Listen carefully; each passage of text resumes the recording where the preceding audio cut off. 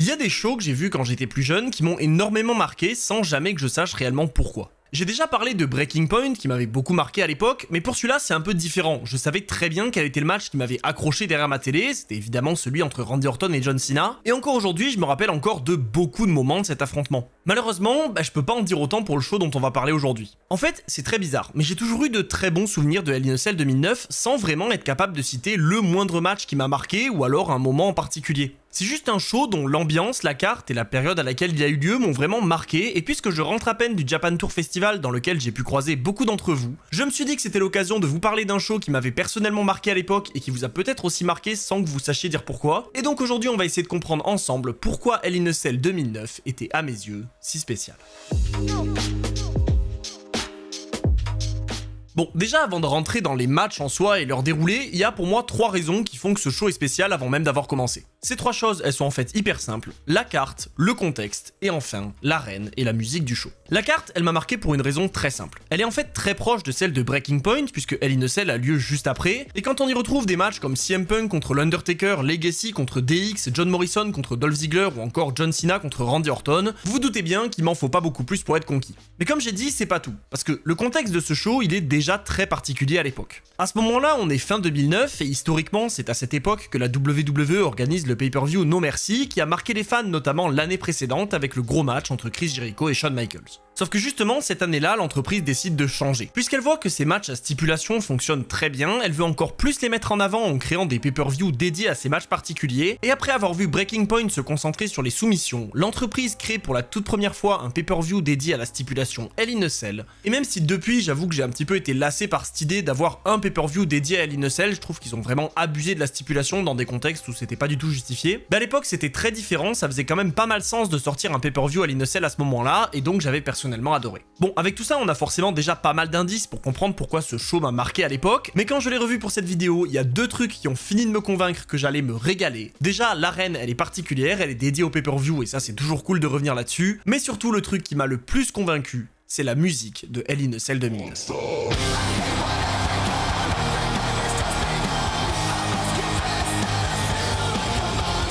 Oui, si vous aussi vous aviez joué à SmackDown vs Raw 2010, je suis sûr que les souvenirs remontent et je pense que vous avez déjà le sourire aux lèvres avant même que j'ai parlé du show. Donc c'est vous dire à quel point cette musique était pour moi hyper importante. Allez, maintenant qu'on a un petit peu installé le décor et qu'on a compris pourquoi, avant même de commencer, Hell in a Cell 2009 était déjà très cool, on va pouvoir rentrer dans le vif du sujet, et dès le premier match, beaucoup de souvenirs de l'époque me sont revenus. Parce que oui, le premier match de la soirée, c'est la revanche de Breaking Point entre l'Undertaker et CM Punk, et l'histoire entre les deux à l'époque, c'était juste un pur régal. Alors, je reviendrai certainement un jour en détail sur tous les matchs et les échanges de cette rivalité, mais pour rappel, à ce moment-là, on est juste après le départ de Jeff Hardy de la WWE, et donc CM Punk est champion du monde depuis déjà un petit moment, mais il réalise très vite que le Deadman veut lui reprendre sa ceinture. Du coup, il l'affronte et le bat à Breaking Point dans un match soumission en trichant totalement, puisque Teddy Long, le manager général, relance le match et fait sonner la cloche alors que l'Undertaker a clairement pas abandonné, ce qui, vous vous en doutez, ne met pas du tout un terme à la rivalité. Bah oui, l'Undertaker il va pas juste lâcher l'affaire parce que Teddy veut l'empêcher de récupérer le titre, puis l'Undertaker c'est un vétéran de la WWE, donc il va se poser au calme dans un bureau avec Teddy Long pour discuter de pourquoi t'as fait ça, est-ce qu'il y a moyen d'avoir une revanche, etc. Et puis voilà, on se met autour d'une table, on discute. Non, je déconne, il le kidnappe dans sa voiture et il l'enferme vivant dans un cercueil pour le forcer à lui donner un nouveau match. Mais en vrai, mine de rien, tout ça je m'en rappelle parfaitement. L'histoire était trop bien racontée, le Buckle Up Teddy de l'Undertaker dans la limousine, je suis sûr que personne ne l'a oublié, et cette rivalité, elle était juste hyper cool. Et donc avec tout ça, on peut accueillir le champion et son challenger, et oui, dans cet ordre, parce que l'Undertaker il est littéralement chez lui dans un Hell in a Cell, et vous allez voir que finalement, c'était peut-être pas le meilleur moyen de conclure cette rivalité. En fait, en soi, le match est pas mauvais, on a l'Undertaker qui domine très logiquement la quasi-totalité de l'affrontement, et CM Punk qui par moments trouve des moyens de revenir à sa manière, en s'en prenant aux jambes du Deadman ou en utilisant une chaise ou n'importe quelle autre stratégie en fait. Mais au final, le résultat il est vraiment couru d'avance. Alors en soi c'est pas un problème je trouve, parce que oui évidemment que dans cette histoire l'Undertaker était à des années-lumière de CM Punk, et il y avait vraiment aucun monde dans lequel cette rivalité se terminait autrement que par une victoire du Deadman. Ils avaient fait durer tout ça un petit moment, et ils le font encore dans ce match, mais tout le monde savait très bien où est-ce que ça allait mener. Non, pour moi le problème c'est pas que ce combat est mauvais ou quoi, c'est juste que c'est un petit peu décevant pour conclure la rivalité, parce que même s'il est pas nul ni ennuyant, il montre déjà les limites d'un pay-per-view Hell in a Cell. En fait c'est un peu bizarre, parce que bien sûr c'est l'Undertaker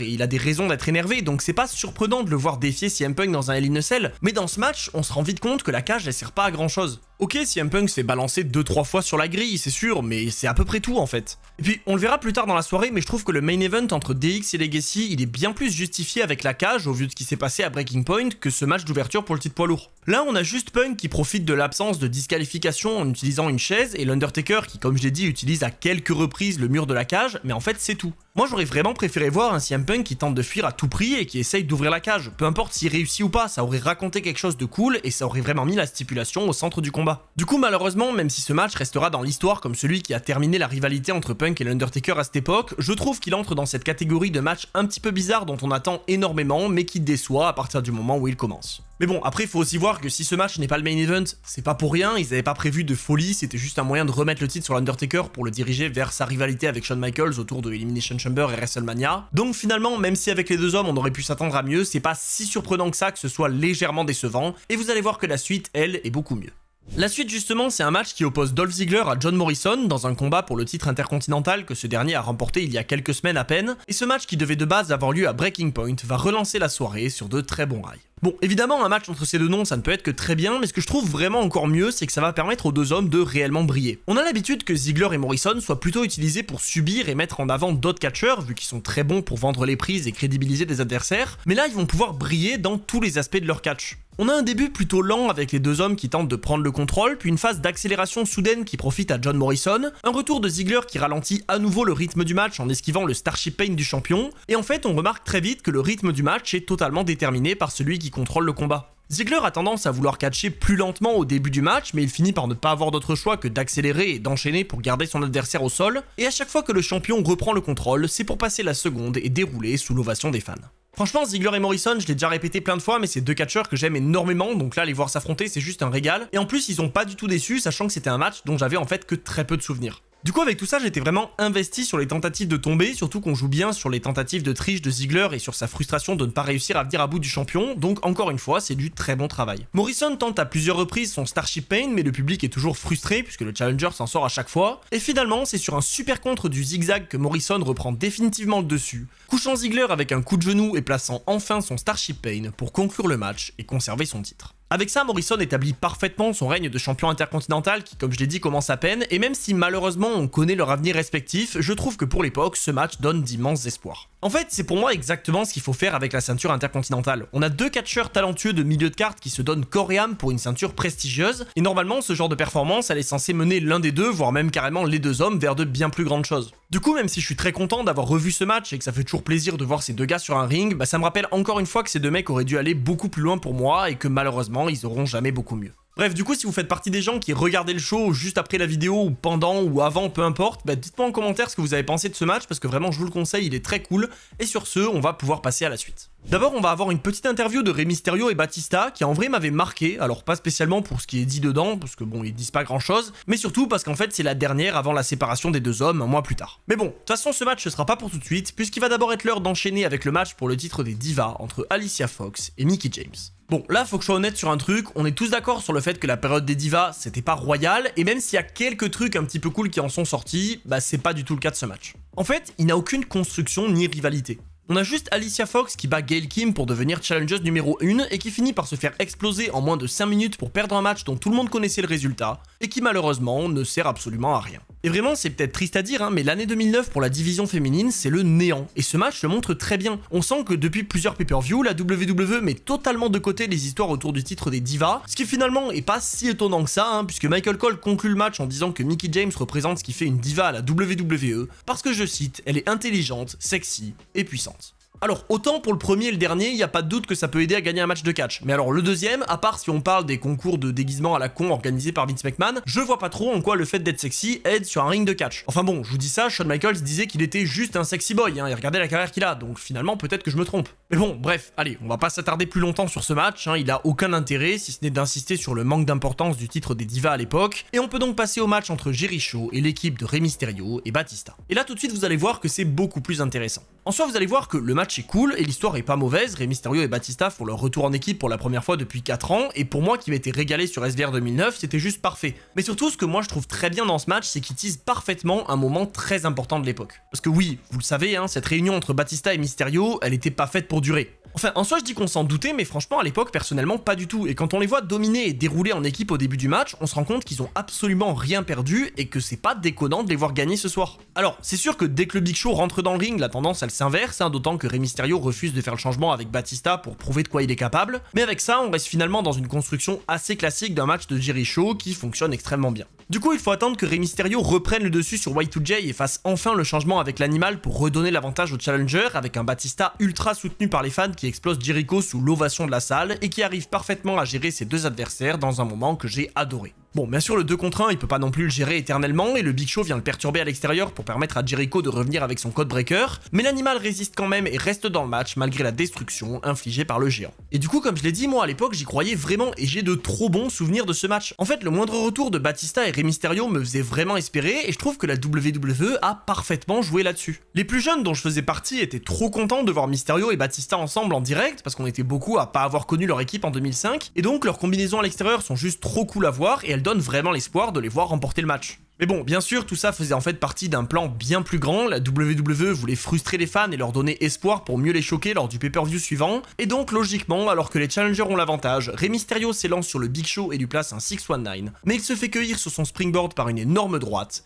qui permet au géant de le couvrir et de conserver les titres par équipe. Après cette défaite, on peut clairement lire la déception sur le visage de Batista, et si on sent que ce soir il est juste déçu d'avoir perdu, l'animal craquera complètement lors de Bragging Rights, détruisant son ancien partenaire et lui tournant le dos pour lancer une rivalité inoubliable à mes yeux. Et d'ailleurs, puisqu'on en est à parler de rivalité absolument inoubliable, on va pouvoir passer au match suivant, un match qui s'intègre dans une rivalité que j'ai déjà retracée il y a très longtemps sur la chaîne et qui, vous le savez, m'a énormément marqué, le match Hell in a Cell pour le titre de la WWE entre Randy Orton et John Cena. Je sais que je le répète à chaque fois, mais à ce moment-là, Randy Orton, c'est juste ma plus grande idole. Je suis tellement fan du personnage de Vipère complètement taré qui va d'abord détruire la vie de Triple H avant de partir à la lutte avec John Cena, et puisqu'on sort de sa défaite décevante à Breaking Point, j'avais vraiment hâte de le voir prendre sa revanche sur le champion du monde. Parce que oui, moi à l'époque, quand je vois John Cena se pointer au lendemain de Breaking Point pour troll Orton sur son abandon en mettant en boucle I quit, moi je pète un câble, hein, et j'attends qu'une chose, c'est voir la Vipère craquer pour de bon et devenir la version la plus dangereuse de lui-même pour venir à bout de son rival.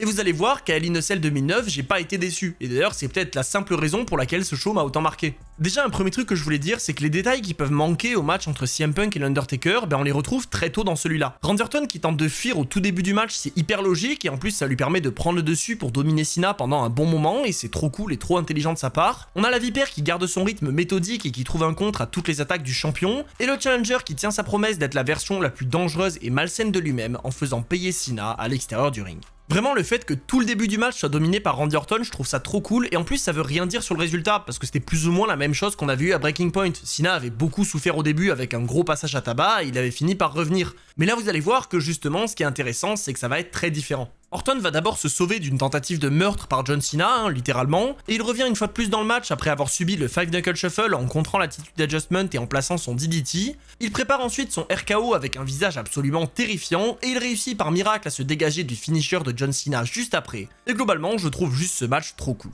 Alors, évidemment, je suis pas objectif du tout, là c'est juste les souvenirs d'une époque excellente qui parlent et le fait que je sois ultra fan de Randy Orton, mais en vrai je vois vraiment très peu de points négatifs à ce match. En fait, même le côté Super Cena qui est utilisé comme d'habitude et qui pourrait être dérangeant comme dans certains matchs, là il est contré par le côté malsain et fou de Randy Orton, ce qui est logique et qui semble pas être de trop dans le match. Je veux dire, Randy Orton, il va quand même jusqu'à prendre une chaise pour frapper la nuque de Cena avec, il se dégage du STFU en étranglant le champion sur la corde, donc c'est vraiment une manière juste folle de faire ça. Il profite en plus de l'absence d'arbitre pour abandonner quand il se refait coincer dans la prise et il se débarrasse du champion, donc en soi je trouve ça juste parfait. Randy Orton c'est juste un pur malade et c'est trop bien de le voir dans cette situation. Et en fait, revoir ces images, ça me donne juste envie de revenir sur toute la période de Randy Orton en 2009, le gars était juste fou, je veux dire, regardez quand il coince John Cena dans les cordes, le gars passe le meilleur moment de sa vie alors qu'il est en train d'étrangler un gars qui peut rien faire. Vous vous rendez compte à quel point c'est dingue? Et en plus, ce segment là qui a beaucoup marqué les fans, ou en tout cas qui m'a marqué personnellement, il mène à la fin du match, parce que Randy Orton il profite que John Cena soit inconscient pour lui envoyer son punt kick en plein crâne, et il le couvre au centre du ring pour remporter le match et devenir une fois de plus champion de la WWE.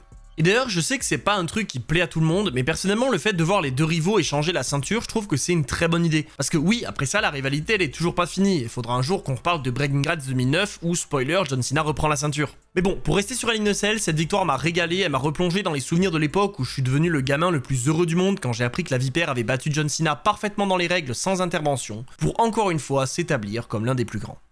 Bon, avec tout ça, vous vous doutez bien qu'il allait falloir faire une petite pause avant de passer au grand main event entre DX et Legacy, et du coup on enchaîne avec un match entre R-Truth et Drew McIntyre dans une rivalité que j'avais personnellement totalement oubliée, et malheureusement, j'ai compris ce soir pourquoi. Bon, soyons clairs, c'est vraiment le pur match de transition pour continuer d'établir Drew McIntyre qui participe ce soir-là à son tout premier match en pay-per-view, et qui vient donc à bout de R-Truth dans un match sympa mais sans importance en moins de 5 minutes. Bon, mine de rien, ce match il permet quand même de voir que la WWE mettait pas mal d'espoir sur Drew à l'époque, et c'est vraiment fou de voir son évolution entre son premier match en pay-per-view en 2009 et son dernier, ou en tout cas son plus récent, à Clash at the Castle il y a quelques semaines. Mais bon, à part ça, vraiment, il n'y a pas grand chose à signaler, et si jamais vous n'avez pas le temps quand vous regardez le show, sautez ce match, il sert pas à grand chose. Allez, avec ça, il nous reste donc plus qu'un match avant d'arriver au tant attendu main event, sur lequel vous allez voir on va très rapidement passer, mais justement avant ça, on va retrouver la Legacy dans les vestiaires aux côtés de Randy Orton, qui après sa victoire leur fait comprendre qu'ils ont intérêt à gagner ce soir dans un segment qui continue d'augmenter la tension au sein du groupe de la Vipère. Mais bon, comme je l'ai dit avant ça, il reste d'abord un match puisque Kofi Kingston doit défendre son titre des États-Unis dans un triple menace entre Jack Swagger et Le Miz dans un combat dont j'avais absolument aucun souvenir. Bon, Jack Swagger, j'ai pas m'étaler dessus, mais c'est aussi un sujet en soi. La gloire et la chute de ce mec, c'est l'un des trucs les plus importants de la WWE à l'époque pour moi. Mais bon, ce soir on n'en est pas encore là, il tente juste d'aller chercher son premier titre en solo hors ECW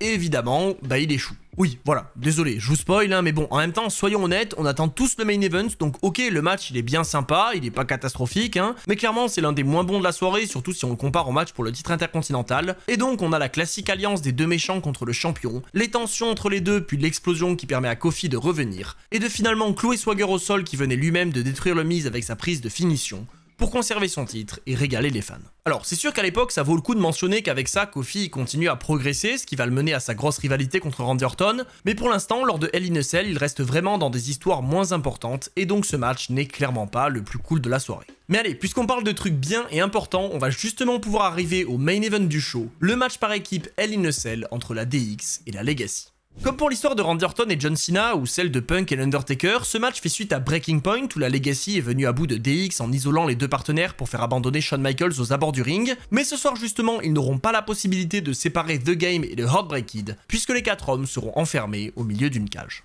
Enfin, ça c'était en théorie. Et oui, parce que la Legacy, s'ils viennent de se prendre un coup de pression de Randy Orton, ils savent qu'ils ont intérêt à assurer. Et donc, pour être sûr de ça, ils vont attaquer leurs rivaux avant même le début du match, en lançant une bagarre à l'extérieur hyper violente qui va se retourner contre eux, puisque Michaels et Triple H reprennent le dessus, et vont finalement tabasser DiBiase et Cody Rhodes dans le public, comme à Montréal. Franchement, ce moyen de débuter le match, j'ai juste adoré, et je trouve ça génial qu'à l'époque, la WWE se soit dit « Allons-y, on lance cette rivalité entre une équipe de vétérans et deux jeunes rookies associés à Randy Orton, parce que pour moi, c'est le meilleur moyen de mettre des catcheurs plus jeunes en avant. » Depuis leur association avec Orton, Cody et Ted n'ont eu de cesse de progresser, et après avoir battu la DX à Breaking Point, on avait vraiment l'impression qu'ils se dirigeaient vers les sommets. Bon, aujourd'hui, forcément, on connaît l'histoire, donc on sait très bien que ce sera pas si simple que ça, mais ce soir, ils vont encore faire une très bonne impression. Toujours à l'extérieur, ils prennent une chaîne pour reprendre le dessus sur Triple H et l'isolent encore de son partenaire sur l'arène, réussissant alors à reproduire l'exploit de Breaking Point en travaillant la jambe de Michaels et en l'enfermant seul au milieu de la cage. Franchement, je suis juste trop fan de cette construction. Legacy joue son rôle à merveille et Michaels se retrouve en 2 contre 1 en train de se faire régler son compte, ce qu'il lui aussi réussit très bien à faire avec son talent pour vendre les prises. Les minutes s'enchaînent et la Legacy a alors le contrôle total du match, puisque même les petits retours de HBK sont immédiatement calmés par les jeunes loups qui ont tout appris de Randy Orton, et Triple H est contraint de ramper jusqu'à la cage pour constater impuissant la destruction de son meilleur ami.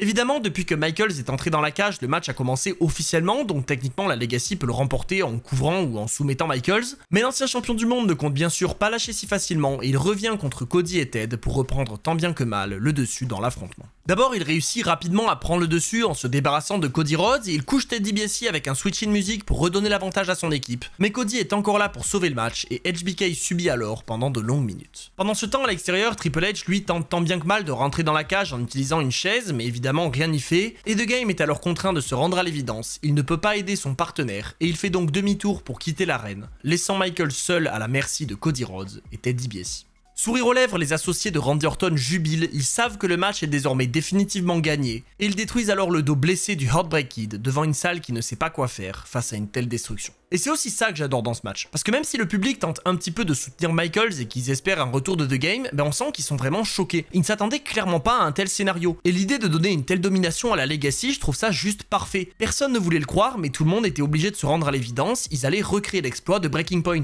Mais bon, vous vous en doutez, et peut-être même que vous vous en rappelez si vous avez déjà vu ce match, il fallait conclure cette rivalité avec quelque chose de satisfaisant pour les fans, même si à titre personnel je suis pas forcément d'accord avec cette décision. Et donc, alors que Michaels est coincé dans le même combo qu'à Breaking Point, Triple H revient avec une pince et brise les chaînes de la cage pour rentrer dans le match et faire payer la Legacy. Rhodes et DiBiase sont détruits par un Triple H parfaitement frais, et cette fois-ci c'est DiBiase qui est pris pour cible avec un pedigree à l'extérieur qui lui vaut d'être à son tour enfermé hors de la cage pour permettre à DX de dérouler sur Cody Rhodes et de le couvrir après un combo Switch in Music et coup de Sledgehammer pour remporter le combat et définitivement mettre un terme à cette rivalité. C'est donc sur cette victoire triomphante de DX que se conclut Hell in a Cell 2009, un pay-per-view qui m'avait vraiment marqué à l'époque et dont j'avais de très bons souvenirs, et qui finalement a certes des côtés très cool, notamment ce main event, mais aussi des matchs dont j'attendais beaucoup et qui sont en fait plutôt décevants. Mais malgré tout, ça reste un show que j'ai pris énormément de plaisir à revivre. Voilà, j'espère que cette vidéo vous aura plu, vous l'avez peut-être remarqué, il n'y a pas eu de vidéo dimanche parce que j'étais au Japan Tour Festival, encore une fois c'était trop cool de vous retrouver, c'est aussi pour ça qu'on se retrouve avec une vidéo un petit peu plus détente, un petit peu plus courte à faire, un petit peu plus tranquille, parce que